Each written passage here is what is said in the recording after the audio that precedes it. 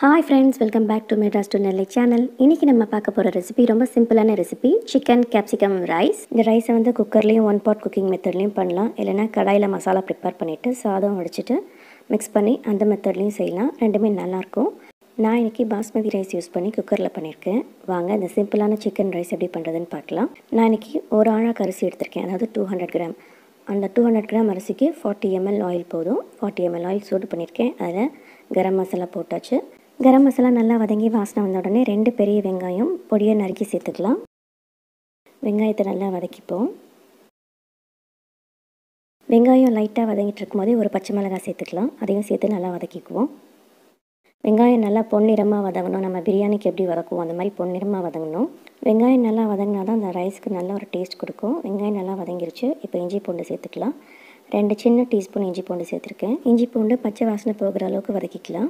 Chicken ரைஸை கடாயில் கூட செய்யலாம். அந்த சிக்கன் தொக்கை ரெடி பண்ணிவிட்டு சாதம் வடித்து மிக்ஸ் பண்ணிக்கிட்டா அந்த மெத்தடில் செஞ்சாலும் சூப்பராக இருக்கும். இஞ்சி பூண்டு பச்சை வாசனை போயிடுச்சு. இப்போ இதில் 2 மீடியம் சைஸ் தக்காளி பொடிசா நறுக்கி சேர்த்துருக்கேன். தக்காளி நல்லா வெந்து மசிகிற வரைக்கும் வதக்கிக்கலாம். எப்போவுமே லெமன் ரைஸு, தேங்காய் சாதம், கேரட் சாதம்னு செய்கிறதுக்கு இந்த சிக்கன் ரைஸ் வந்து ரொம்ப டிஃப்ரெண்ட்டாக இருக்கும். இது பாஸ்மதி ரைஸில் செஞ்சுருந்தாலும் ஒரு இந்த பிரியாணி ஃப்ளேவரில் இல்லாமல் வித்தியாசமாக இருக்கும். தக்காளி நல்லா மசிஞ்சிருச்சு. இப்போ மிளகாத்தூள்லாம் சேர்த்துக்கலாம். 1 டீஸ்பூன் மிளகாத்தூள், 1.5 டீஸ்பூன் தனியாத்தூள், 1/4 டீஸ்பூன் சீரகத்தூள், கொஞ்சம் மஞ்சத்தூள் எல்லாத்தையும் சேர்த்து நல்லா வதக்கிப்போம். மிளகாத்தூள்லாம் நல்லா வதங்கி பச்சை வாசனை போயிடுச்சு. இப்போ கழுவி எடுத்து வச்சுருக்க சிக்கனை சேர்த்து நல்லா வதக்கிக்கலாம்.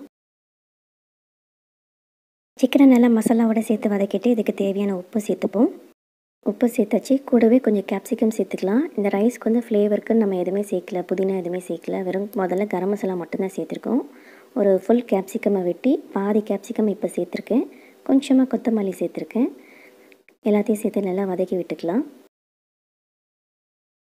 சிக்கன் நல்லா வதங்கிருச்சு ஓரளவுக்கு. இப்போது ரைஸ்க்கு தேவையான தண்ணி சேர்த்துப்போம். நான் இன்றைக்கி ஒரு ஆழாக்கு அரிசி எடுத்திருக்கேன். அதுக்கு 1 ஆழாக்கு தண்ணி சேர்க்கணும். தண்ணியை லைட்டாக சூடு பண்ணி சேர்த்துக்கோங்க. இப்போ தண்ணி கொதிக்கட்டும். தண்ணியில் வந்து ரைஸ்க்கு தேவையான காரம், உப்பு, புளிப்பு எல்லாம் இருக்கான்னு செக் பண்ணிக்கலாம். உப்பு கம்மியாக இருந்துச்சு. கொஞ்சம் உப்பும் சேர்த்துக்கிட்டு புளிப்பு பத்தலைனா லைட்டாக லெமன் ஜூஸ் சேர்த்துக்கோங்க. உங்களுக்கு எந்த அளவுக்கு புளிப்பு வேணுமோ அந்த அளவுக்கு லெமன் ஜூஸ் சேர்த்துக்கோங்க. எப்போவுமே இந்த மாதிரி ஒன் பாட் குக்கிங்க்கு உப்பு, புளிப்பு, காரம் எல்லாமே ஒரு கல் தூக்கலாக இருக்கிற மாதிரி சேர்த்துக்கோங்க. அப்போ தான் ரைஸ் வெந்து வரும்போது உப்பு, காரம், புளிப்பெல்லாம் கரெக்டாக இருக்கும். தண்ணி கொதிச்ச உடனே கழுவி 20 நிமிஷம் ஊற வச்சுருந்த பாஸ்மதி ரைஸையும் சேர்த்துட்டு மிச்சம் இருக்கிற குடமிளகாயும் சேர்த்துக்கலாம். சேர்த்து ஒரு தடவை கலந்து விட்டுட்டு குக்கரை மூடிடுவோம். விசில் வெட்டி இறக்குறதா இருந்தால் ஒரே விசில் போதும். ஒரு விசில் வந்த உடனே 2 நிமிஷம் சிம்மில் வச்சு இறக்கிடுங்க போதும்.